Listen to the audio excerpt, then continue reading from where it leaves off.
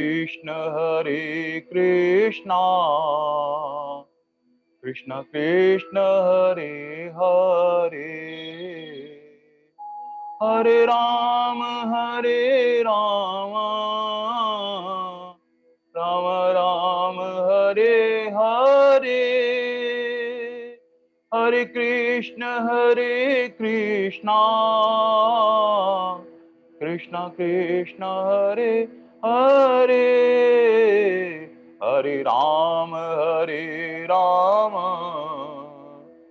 राम राम हरे हरे हरे कृष्ण कृष्ण कृष्ण कृष्ण हरे हरे हरे राम राम राम हरे हरे हरे कृष्ण कृष्ण कृष्ण कृष्ण हरे हरे। ओम श्री परमात्मे नमः। वसुदेव सुतं देवं कंसचाणूरमर्दनं देवकी परमानन्दं कृष्णं वन्दे जगद्गुरु। अजोऽपि सन्न्यवात्मा भूतानामीशरोऽपि सन् प्रकृतिं स्वामिधिष्ठाय सम्भवामि आत्मया यदा यदा हि धर्मस्य ग्लानिर्भवति भारत अभ्युत्थानम् अधर्मस्य तदात्मानं सृजानः परित्राणाय साधूनां विनाशाय च दुष्कृतं धर्म संस्थापनार्थाय संभवामि युगे युगे। जन्म कर्म च देव मेवं यो वेति तत्तदेहं पुनर्जन्म नेति मामेति सोऽर्जुनम्। वीतराग भय क्रोधा मन्मया मामुपाश्रिता बहु ज्ञान तपसा भूता मद्भाव मांगला। वसुदेव सुतं देवं कंस चाणूरमर्दनं देवकी परमानन्दं कृष्णं वन्दे जगद्गुरु। श्री कृष्णं वन्दे जगद्गुरु। हे नाथ, हे मेरे नाथ, मैं आपको भूलूं नहीं। हरि शरणम। अनंत कोटि ब्रह्मांड नायक परापर परब्रह्म परमेश्वर भक्तवांछा कल्पतरु शरणागत वत्सल भगवान श्री कृष्ण की महती करुणा कृपा से भगवान की दिव्य वाणी का आस्वादन करने का हम सबको सौभाग्य प्राप्त हो रहा है। भगवान की दिव्य वाणी जो भक्त पूरी श्रद्धा से विश्वास से धीरे धीरे निष्ठा परिणित हो जाती है, तो यही वाणी हमको भीतर से एक शांति प्रदान करने लगती है। भगवान की दिव्य वाणी की महत्ता है कि साधक क्या करता है, उसका मनन चिंतन करने लगता है, और जैसे जैसे मनन चिंतन करता है उसको एक सुखानुभूति होने लगती है। साधना के पथ पर वो आगे बढ़ने लगता है। साधना का पथ में आगे बढ़ने का जो पैमाना है, जो मीटर है, जिस प्रकार बुखार को नापने के लिए एक थर्मामीटर होता है, तो हम थर्मामीटर को क्या करते हैं, जिह्वा के नीचे रखते हैं और उसका टेम्परेचर अपन देखते हैं, तो पारा जितना बढ़ता रहता है तो पता लग जाता है कि इतना टेम्परेचर हो गया। बस ऐसे ही हम भक्ति के मार्ग में प्रशस्त हो रहे हैं। रात दिन हम क्या कर रहे हैं, भगवान का सत्संग कर रहे हैं, कीर्तन कर रहे हैं, ऑनलाइन स्वाध्याय गीता जी का पाठ हो रहा है और सब आनंद में रह रहे हैं। लेकिन हमारे भीतर कितना परिवर्तन हुआ है, हमारा कितना स्वभाव परिवर्तन हुआ है जो हमारे कल्याण के मार्ग को प्रशस्त कर सके। तो सभी साधक की ये जिज्ञासा रहती है कि मैं सही दिशा में चल रहा हूं या नहीं। और उसके नापने का क्या तरीका है? नापने का तरीका आत्म विश्लेषण करना पड़ेगा, हमें स्वयं को स्वयं का विश्लेषण करना पड़ेगा, ऐसे मानते हुए कि भगवान की बहुत बड़ी मेरे पर कृपा है, संत और महापुरुषों की कृपा है, और सदा सद्गुण और सदाचार हम कार्य करते रहें। लेकिन भीतर अगर हमारे दीनता नहीं आई, तो ये मान के चले कि हमारा जो है मार्ग सही दिशा में नहीं है। ज्यों-ज्यों हमें पता लगता है कि हमारे भीतर कितनी दीनता आई है, वो कैसे पता लगे? जब हमारा स्वभाव परिवर्तन होने लगता है, तो क्या होता है, सब में परमात्मा का दर्शन होने लगता है। जो भी हमारे समक्ष होता है, उसमें हमारे ठाकुर जी का दर्शन होने लगता है। यद्यपि प्रत्यक्ष ऐसा अनुभव नहीं होता है, अरे इनका स्वभाव तो ऐसा है, इनका स्वभाव तो ऐसा है, इनका स्वभाव तो ऐसा है। लेकिन उस वक्त भी क्या है, जो साधक भक्त होता है वो सावधान होता है। वो कहता है मुझे दोष दृष्टि नहीं देखनी है, कहीं राग नहीं, ताकि कहीं मित्रता हो और कहीं द्वेष नहीं, कहीं शत्रुता नहीं हो। बस ये स्वभाव को पहचानना ही एक तरह से भक्ति के मार्ग में हमें पता लग जाता है कि हम किस तरफ बढ़ रहे हैं। हमें अपने स्वभाव का भी पता होना चाहिए और सामने वाले के स्वभाव का भी पता होना चाहिए। एक व्यक्ति बहुत ज्यादा क्रोधित है, अगर हमें ये बात पता लग गई कि बात बात में इन्हें तो क्रोध बहुत आता है, तो हमें पता लग गया ना, तो उनकी क्रोध की प्रवृत्ति पर हम कहीं कभी कोई राग और द्वेष नहीं करेंगे, क्योंकि हमें स्वभाव पता है। एक व्यक्ति है बहुत ज्यादा लोभी है, तो हमें स्वभाव पता है कि इनका स्वभाव ऐसा है, तो हमारा कहीं राग द्वेष नहीं होगा। मूल बात यह है कि हम अपना स्वभाव भी नहीं जानते हैं और सामने वाले का स्वभाव भी नहीं जानते हैं, और फिर राग द्वेष करके हमारी समता चली जाती है। इसलिए भगवान ने सहज सरल मार्ग जो है, भीतर भीतर कैसे हमारे भीतर दीनता आई है। दीनता का मतलब है सब में परमात्मा देखकर सबको प्रणाम करना, एक सरल मृदुभाषी बोलना, सत्य बोलना, और सामने वाले में साक्षात ठाकुर जी का दर्शन करते हुए बस उन्हें प्रणाम करना। बस सब में वासुदेव सर्वम की स्थिति बनती रहती है, जैसे जैसे भीतर दीनता आती चली जाती है। यदि हमारे दूसरों के प्रति हम में कहीं कुछ गुण दिखाई देते हैं, तो हमें अभिमान आता है। अगर कोई हमारा सम्मान करता है तो हमें अहंकार आता है, कोई हमारे चरण छूता है या हमें नमस्कार करता है, तो हमारे चरणों के माध्यम से भीतर ये अहंकार आता है, अरे मैं कितना सर्वश्रेष्ठ हूं, मैं कितना महान हूं। लेकिन भगवान का प्यारा भक्त होता है, वो कोई प्रणाम करता है तो स्वामी जी महाराज कहते हैं कि सामने वाले में सज्जनता समझते हैं, अरे मेरे भीतर ठाकुर जी विराजे हैं, ये उन्हें प्रणाम कर रहा है, ये कितने सज्जन व्यक्ति हैं। ऐसे ही हम सबके भीतर हमारे ठाकुर जी विराज रहे हैं, उनको प्रणाम कर रहे हैं, ऐसा भाव होना चाहिए हमारा। तो हमारे में जितनी दीनता आएगी, क्योंकि भक्ति ठहरती ही दीनता के पात्र में है। संतों के श्रीमुख से सुना है, जो जितना दीन सहज और सरल होता चला जाता है, सबसे हित व्यवहार करता है, सबसे दीन बना रहता है, भीतर हर छोटी छोटी बात में अरे कहीं प्रशंसा हो रही है तो ठाकुर जी की हो रही है, कहीं सम्मान हो रहा है तो ठाकुर जी का हो रहा है, अपने में कहीं अभिमान अहंकार नहीं आने देता है। इसका मतलब वो दीनता का पात्र है, इसका मतलब भक्ति उसके भीतर ठहरी है। अब हमारी दिशा सही है। अगर हमारे भीतर दीनता नहीं आई, हमारी भाषा में मृदुभाषी नहीं बने, मीठे शब्द नहीं निकलने लगे, कर्कश वाणी अगर हमारी समाप्त नहीं हुई, इसका मतलब हम भक्ति मार्ग में केवल सुन रहे हैं, आत्मसाध्य नहीं किया है। और बस आत्मसात करने के लिए आत्म संयम योग बड़ा महत्वपूर्ण है। ये छठा आत्म संयम योग में क्या होता है कि हमारा देह जो है, शरीर है, ये भी संयम में आने लगता है, इंद्रियां भी संयम में आने लगती है, धीरे धीरे धीरे हमारी वाणी भी संयम में आने लगती है, फिर हमारा मन संयम में आने लगता है, फिर बुद्धि एकाग्र होने लगती है, और बुद्धि एकाग्र होते थे पूरा आत्म संयम में डूब जाती है, निमग्न हो जाती है। वो आत्मज्ञान का पात्र होता है, भीतर उस आत्म तत्व को अनुभव करने लगता है। ये आत्म संयम योग कब हमारा साध्य होगा? जब हमारा कर्मयोग साध्य होगा।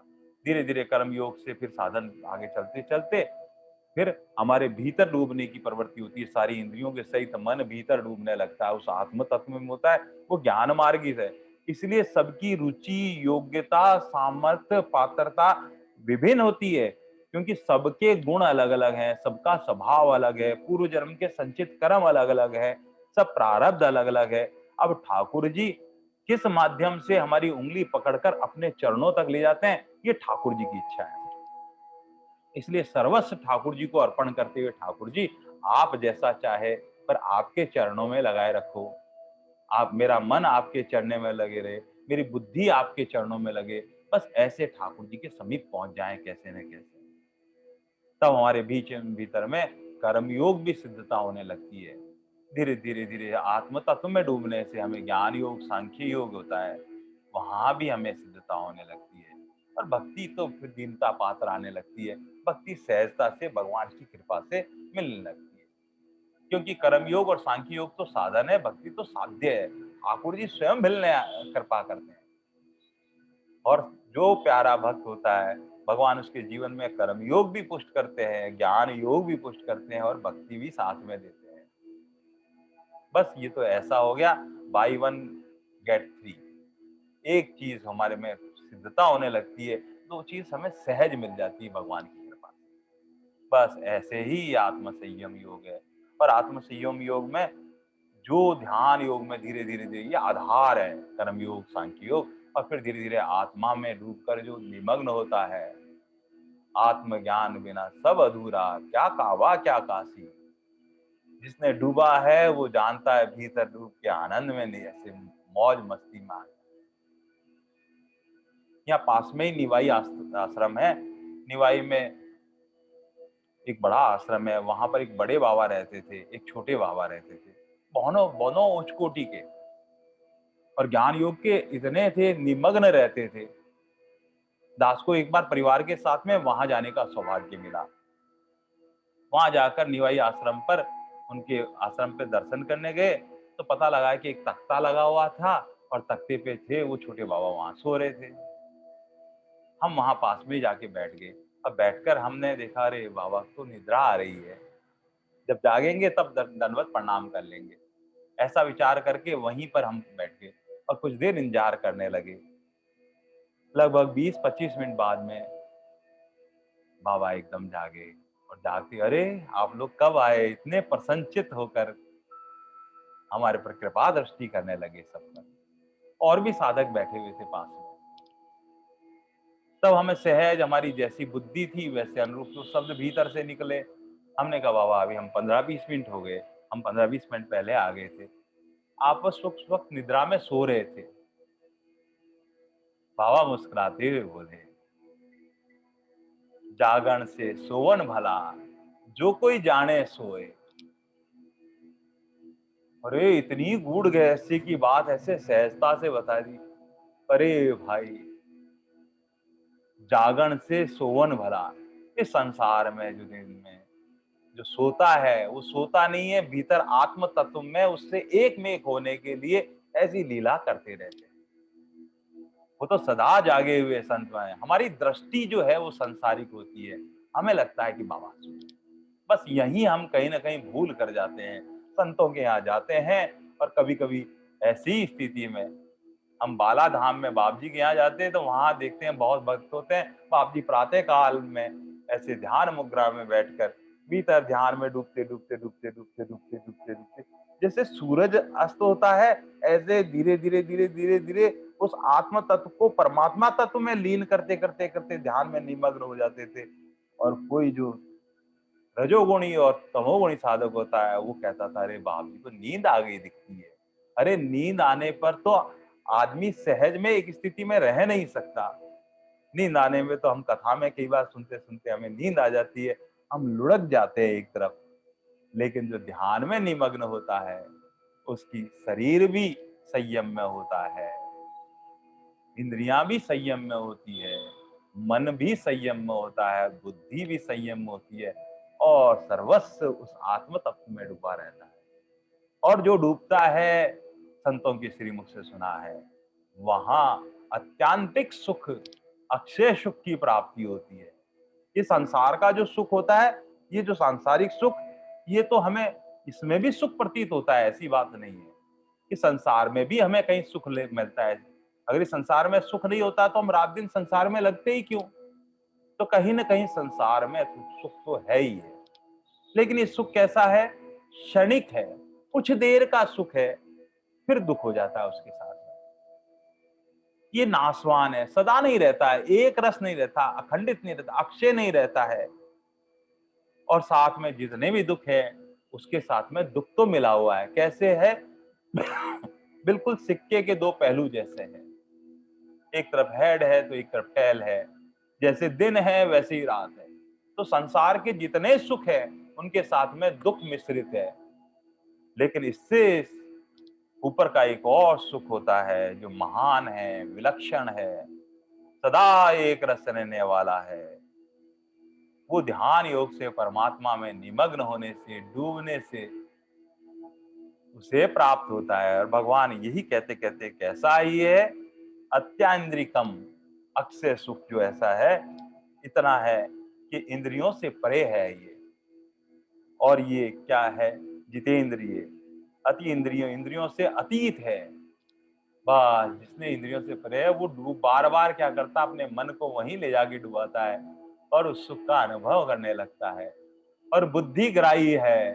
बुद्धिग्राही का मतलब है कि मन से वहां तक पहुंचता है, बुद्धि से वहां तक पहुंचता है। यद्यपि तर्क बुद्धि और सांसारिक बुद्धि से नहीं पहुंचा जा सकता है, लेकिन धीरे धीरे धीरे जिसका मन पवित्र हो गया है, निर्मल हो गया है, सरल हो गया है, जिसमें पवित्रता आ गई है, शुचिता आ गई है, ऐसा निर्मल मन परमात्मा को प्राप्त हो जाता है। वहां तक आत्म तत्व में जाया जा सकता है, उस सुख का अनुभूति की जा सकती है। अब बुद्धि भी जो है परिपक्व हो गई है, शुद्ध हो गई है, मन बुद्धि के संयोग से उसका अनुभव किया जा सकता है। और उसका रात दिन फिर कैसे ध्यान करना पड़ता है, भजन करना पड़ता है। विवेक और वैराग भीतर जो, कि विवेक और वैराग, विवेक तो सत्संग सुनने से होता ही है, हम सब सुन ही रहे हैं, रात दिन सत्संग है, लेकिन हमारे भीतर वैसा सुख क्यों नहीं उत्पन्न हो रहा है? कभी कभी हमें भी ऐसा विचार करना पड़ता है। मूल बात यह है कि हमारे भीतर वैसा वैराग नहीं आ रहा है। विवेक तो जागृत हो रहा है सत्संग से, क्या करना चाहिए, क्या नहीं करना चाहिए, क्या सार है, क्या असार है, क्या कर्तव्य है, क्या अकर्तव्य है, ये दोनों असत असत अलग अलग दिखाई दे रहे हैं। लेकिन फिर भी हमें वो सुख की प्राप्ति नहीं हो रही है जो सुख हमें प्राप्त होना चाहिए। मूल बात है कि हमारे भीतर वैराग नहीं है, क्योंकि संसार का राग चढ़ा हुआ है, संसार का रात दिन संसार का रंग चढ़ा हुआ है।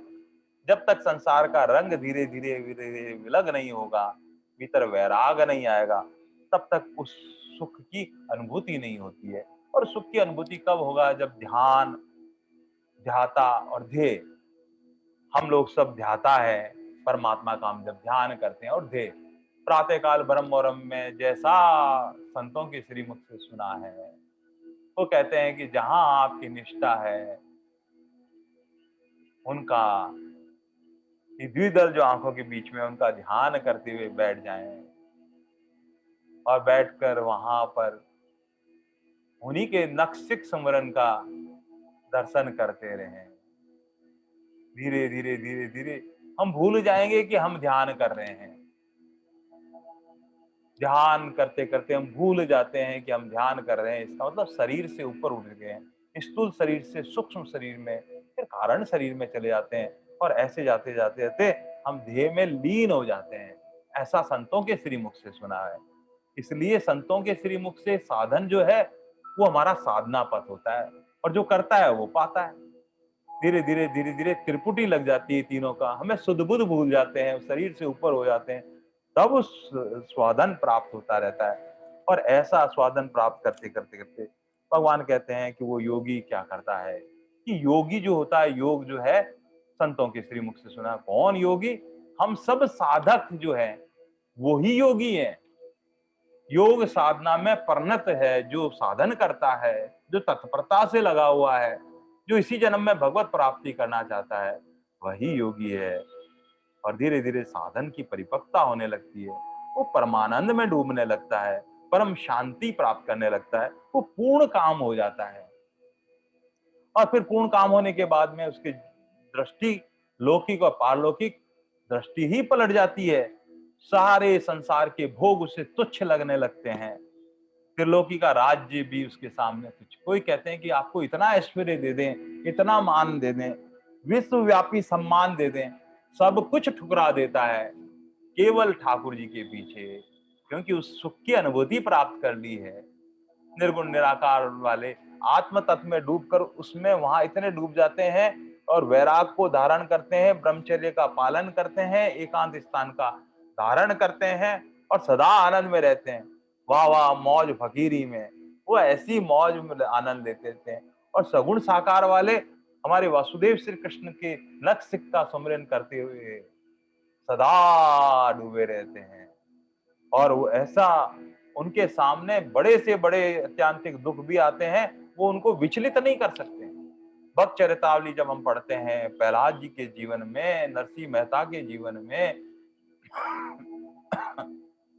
प्रेममयी भक्त मीराबाई का चरित्र जब पढ़ते हैं, तो वहां भी जिसको देखो उनके जीवन में जिन्होंने उस आनंद की अनुभूति का प्राप्त किया है, वहां सुमेरु पर्वत जैसे भी दुख उनको कष्ट नहीं देता है।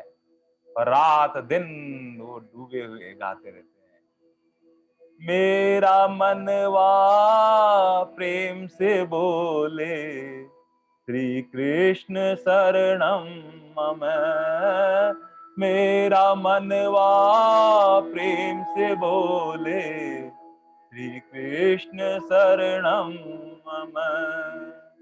श्री कृष्ण शरणम मम। श्री कृष्ण शरणम मम। श्री कृष्ण शरणम मम। श्री कृष्ण शरणम मम। मेरा मनवा प्रेम से बोले श्री कृष्ण शरणम मम।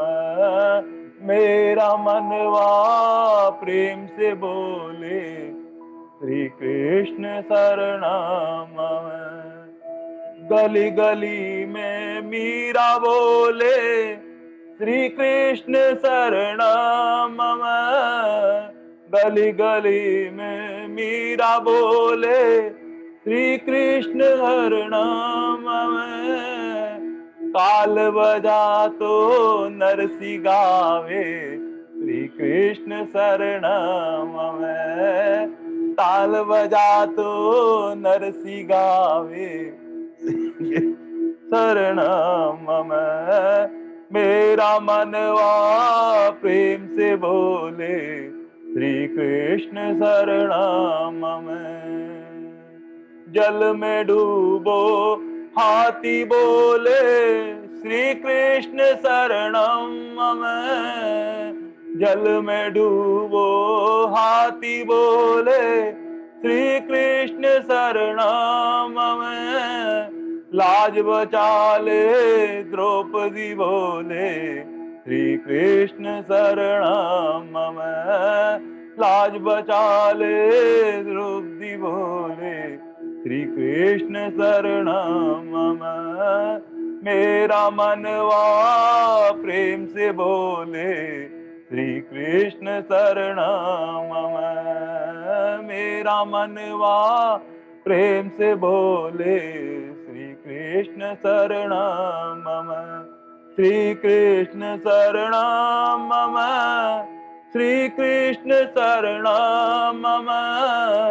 श्री कृष्ण शरणम मम। श्री कृष्ण शरणम मम।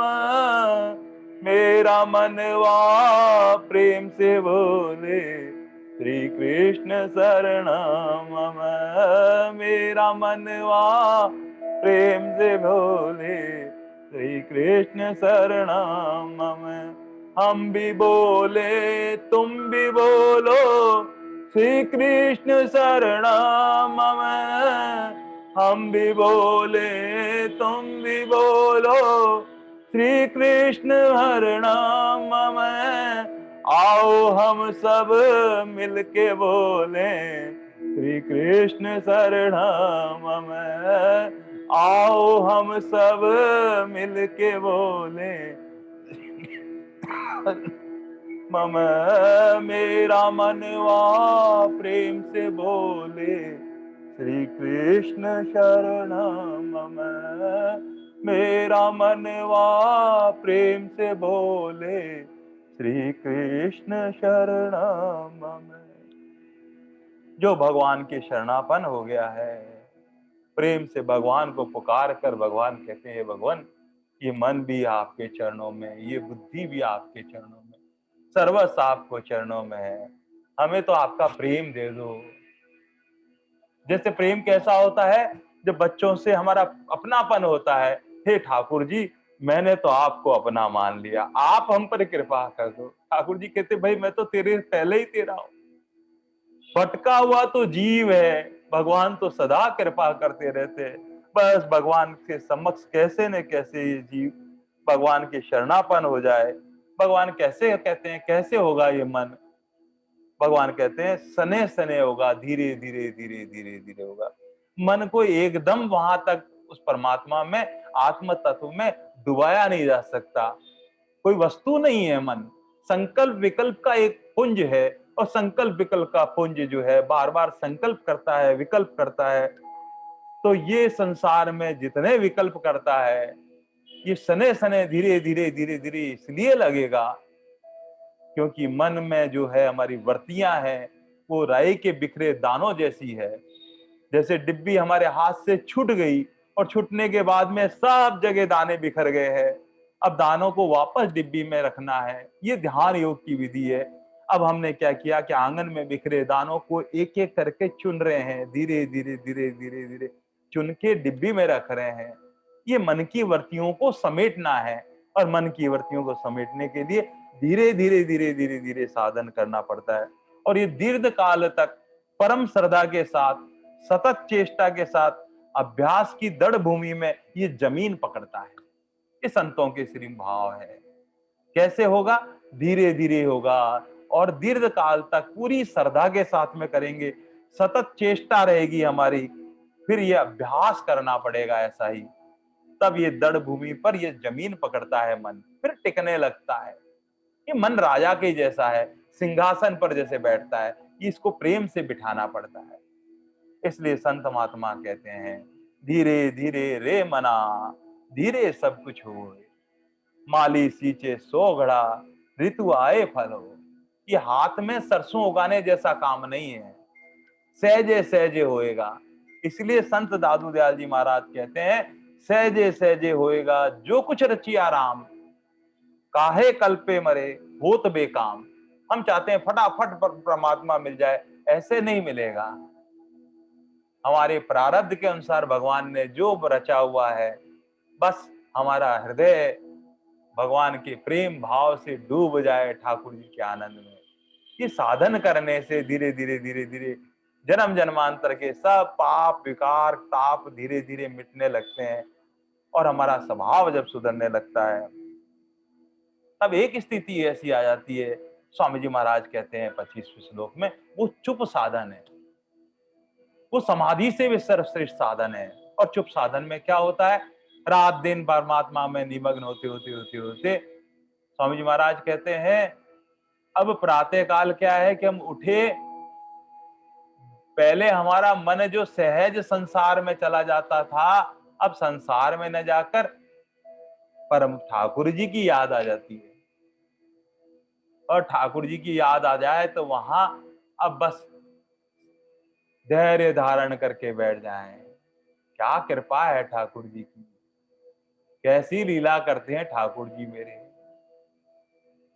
ऐसा भाव करके हम याद नहीं करते, मेरे ठाकुर जी प्रातः काल याद करते हैं। ऐसा भाव भीतर लाकर चुप हो जाएं।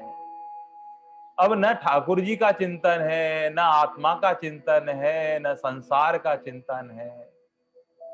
और जब हमारा ऐसी स्थिति बनने लगेगी धीरे धीरे, जब संसार का चिंतन भी नहीं होगा, तो सते ही परमात्मा में स्थिति हो जाएगी। स्वामी जी महाराज कहते हैं ये सहज समाधि स्थिति है, जहां चुप साधन है, वहां कुछ करना नहीं है, शांति से। ये कब होगा? जब ब्रह्म मुहूर्त होगा। ब्रह्म मुहूर्त में जगने पर ऐसा साधन सहजता से बनने लगता है।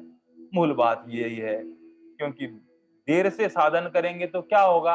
अब पानी आ गया है, अब दूध वाला आ गया है, अब परिवार वाले जग गए हैं, अब खटर पटर होने लग गई है, अब अखबार वाला आ गया है, ऐसे संसार में ही डूबते रहेंगे।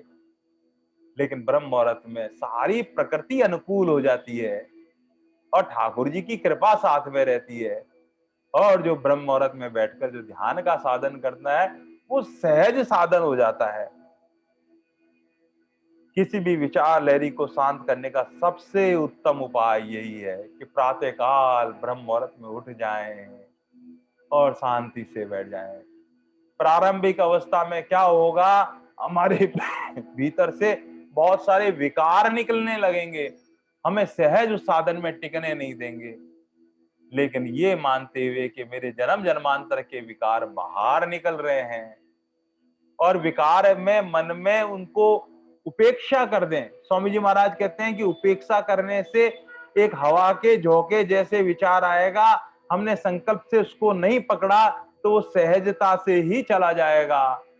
और हमने उस विचार को हटाने के लिए प्रयास किया तो आपने देखा होगा एक स्प्रिंग होती है गोल गोल घूमने वाली, उस स्प्रिंग को जैसे ही दबाया जाता है ऐसे ही मन को दबाया जाता है। जैसे ही एक हाथ छोड़ते हैं वो उतनी ही तेजी से वापस उछलती है। ऐसे ही मन से जबरदस्ती किसी विचार को दबाएंगे तो कुछ देर ठहर जाएगा, लेकिन उतना ही संकल्प के माध्यम से फिर उस विचार में तेजी से उछलेगा। इसलिए जो विचार आया है वो निकलने के लिए आ रहे हैं, एक क्रिया रूप आ रहे हैं। मैं उसमें कर्म में प्रवृत्त नहीं होकर उसको संकल्प नहीं बदलने दूंगा। ऐसा विचार करके ये निकलने के लिए आया है। जन्म जन्मांतर के भगवान भीतर से मेरे पाप ताप सब नष्ट कर रहे हैं, ऐसा भगवान है। लेकिन अर्जुन ऐसी बात सुनकर भगवान के सामने प्रार्थना करते हुए बोलता है, प्रभु आप इस मन को और सहजता से बताओ ना। मेरा मन वैसा नहीं है जैसा आप कह रहे हैं, उतना निर्मल नहीं है, उतना पवित्र नहीं है। साधन भजन करते करते करते भी वो स्थिति बनती नहीं है, शरीर संसार में आबद्ध हो जाता है। कि शरीर संसार की चीजों में आसक्ति हो जाती है, कहीं ना कहीं फल की इच्छा हो जाती है। जैसा परमात्मा में मन लगना चाहिए लगता नहीं है परमात्मा। और हम सबके प्रश्न को अर्जुन ने इतने सहजता से सरलता से भगवान के श्री चरणों में रखा कि भगवान आप कृपा करके इस मन को लगाने की युक्ति बता दो ना, जो सहज सरल से आपके चरण कमलों में लग जाए हे परमात्मा। बस अब भगवान कुछ युक्तियां बताते हैं और स्वामी जी महाराज युक्तियों की व्याख्या प्रेम से करते हैं कि हमारे सबके आत्मसात करने हमारा मन परमात्मा में कैसे लगे। इसलिए भगवान कहते हैं कि इंद्रियों की जितने विषय हैं, रूप रस शब्द स्पर्श गंध, ये कहीं व्यक्ति कहीं घटना कहीं परिस्थिति में से हमारे इस मन को वहां से उठाकर भगवान के चरणों में लगाना है। पहले पहले विचार करना है, ये मन संसार में जा रहा है, ये मेरा ध्येय नहीं है।